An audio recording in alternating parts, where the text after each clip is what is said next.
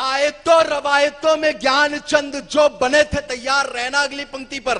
आयतों रवायतों में ज्ञान चंद जो बने थे, ऐसे ऐसे लोग कुरान मांगने लगे, और जिनके डीएनए में भी बाबर का खून था, वो मेरे प्रभु राम का प्रमाण मांगने लगे। जरा दोनों हाथ उठा के जय जय श्री राम, जय जय श्री राम, भारत माता की। अभिजीत मिश्रा को काव्य पाठ के लिए आमंत्रित करता हूं कि जुबान चलने लगी, लब कुसाई करने लगे। हमारे बड़े रचनाकार ने कहीं पे 4 पंक्तियां लिखी कि जुबान चलने लगी, लब कुसाई करने लगे। इधर वाले भी जुड़ जाएं अगर इसी कार्यक्रम में है तो। जुबान चलने लगी, लब कुसाई करने लगे, नसीब बिगड़ा तो गूंगे बुराई करने लगे। जुबान चलने लगी, जुबान चलने लगी, लब कुसाई करने लगे, नसीब बिगड़ा तो गूंगे बुराई करने लगे। और हमारे कद के बराबर ना सके जो लोग, हमारे पांव के नीचे खुदाई करने लगे। जरा जोरदार तालियों से आमंत्रित करें भाई अभिजीत मिश्रा माइक पर।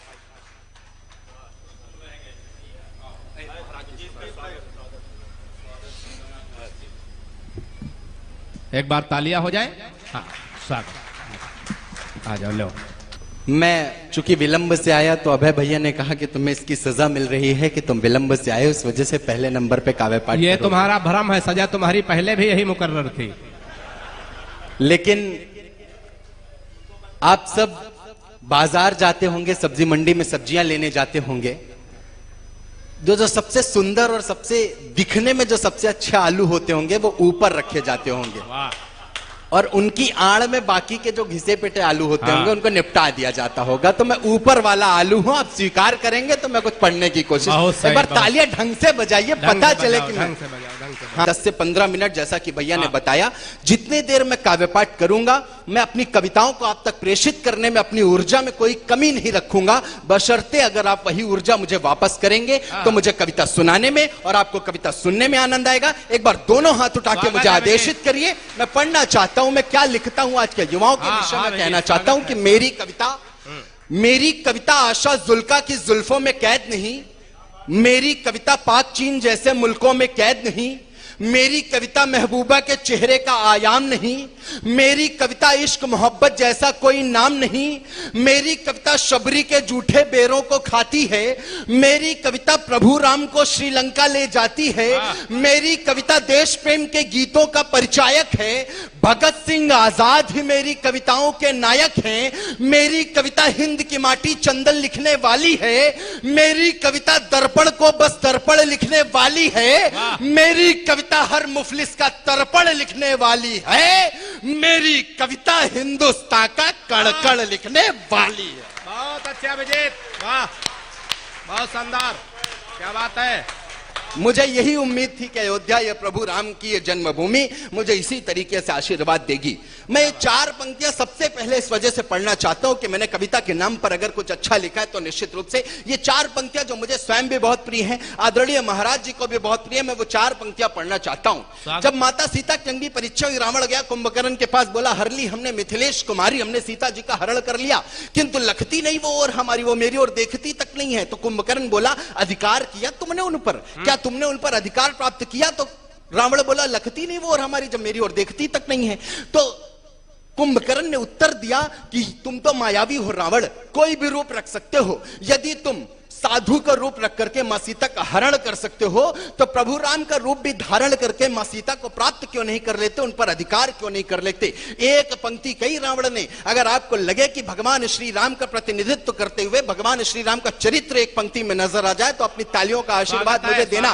कुंभकर्ण ने कहा कि तुम साधु का रूप रख करके रावण मां सीता का हरण कर सकते हो, तो तुम राम का रूप रख करके उन्हें अपना क्यों नहीं सकते? तो रावण बोला लखती नहीं वो और हमारी, और जब राघव रूप लगा धरने तब मातु समान लगी सब नारी।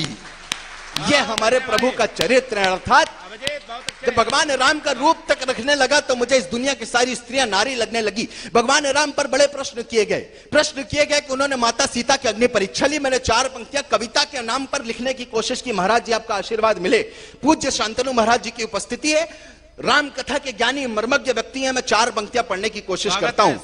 क्या बीता होगा भगवान श्री राम पर कि दुनिया के प्रश्नों का हल तो नहीं थे, पर दुनिया के अधरों पर ताले पड़ आए थे। दुनिया के प्रश्नों का हल तो नहीं थे, पर दुनिया के अधूरों पे ताले पड़ आए थे। तो लखन जी देख देख रो रहे थे फूट फूट, इतना कि नयनों में जाले पड़ आए थे। तो पृथ्वी भी रो रही थी, अग्नि भी रो रही थी, चरणों में मानो जैसे भाले पड़ आए थे कि पृथ्वी भी रो रही थी, अग्नि भी रो रही थी, चरणों में मानो जैसे भाले पड़ आए थे। और सीता जी तो अग्नि में जली नहीं थी, परंतु राम जी के हृदय में छाले पड़ आए थे। क्या बात है अभिजीत, बहुत अच्छे, बहुत शानदार। सीता सीता सीता जी तो। और अब मैं मूल तेवर में आना चाहता हूं, मैं देश प्रेम की बातें करना चाहता हूं।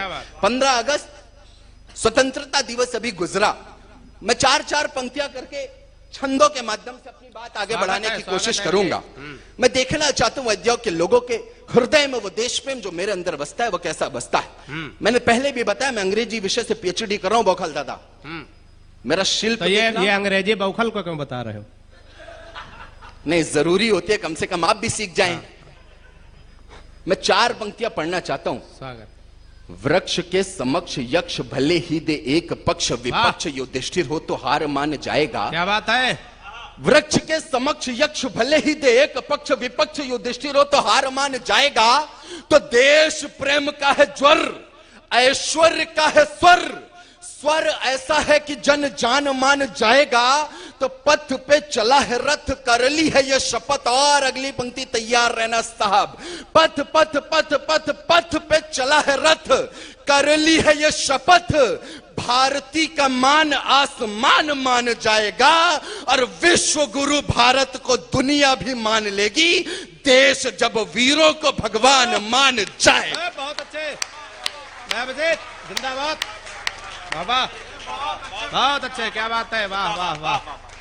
विश्व विश्व विश्व गुरु भारत को। और वो पड़ोसी मुल्क पाकिस्तान, मैंने आज तक पाकिस्तान चीन जापान देशों पर कोई रचना लिखी नहीं, लेकिन बौकलदा था, मेरे बड़े भाई हैं, इन्होंने कहा कम से कम 4 पंक्तियां लिखो। मैंने 4 पंक्तियां लिखने की कोशिश की।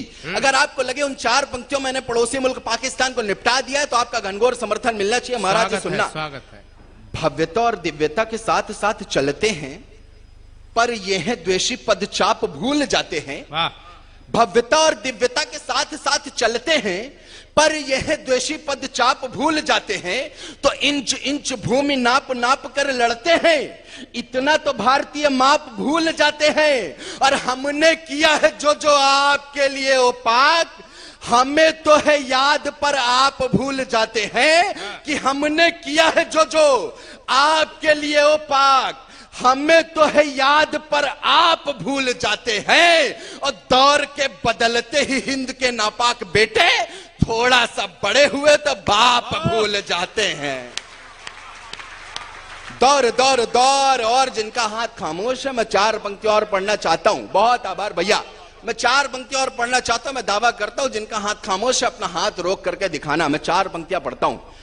वो इस देश में जब प्रश्न चिन्ह किया गया, भगवान श्री राम, जो देश भगवान श्री राम की नवमी की छुट्टी मनाता, उस देश में जब भगवान श्री राम के प्रमाण मांगे जाते हैं, तो यहां पर खड़ा अभिजीत मिश्रा ये हिम्मत करता है ये उत्तर देने की। आपकी तरफ से मैं उत्तर देने की कोशिश कर रहा हूं कविता के माध्यम से। महाराज जी, अगर मेरा उत्तर आपके हृदय में पहुंचे तो आप मुझे बताएंगे अपनी तालियों के माध्यम से।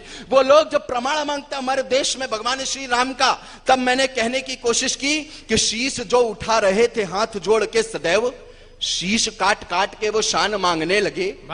जीवन के रण में जो भागते रहे सदा ही, मृत्यु पास आई तो वो प्राण मांगने लगे।